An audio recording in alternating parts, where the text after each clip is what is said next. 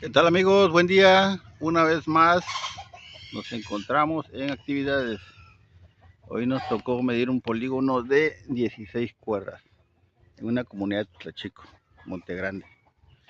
Ahí pusimos ya la estación, hay un punto auxiliar y por allá se fue el cadenero con el primer punto del polígono general. Ahí se está colocando ya. Ya recorrimos el terreno, ya tenemos identificado los quiebres.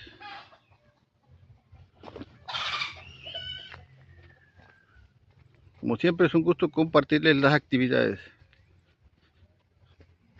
Cuando requieran un servicio, con todo gusto les programamos. Bueno, nosotros vamos a seguir trabajando. Les deseo un buen día. Adiós.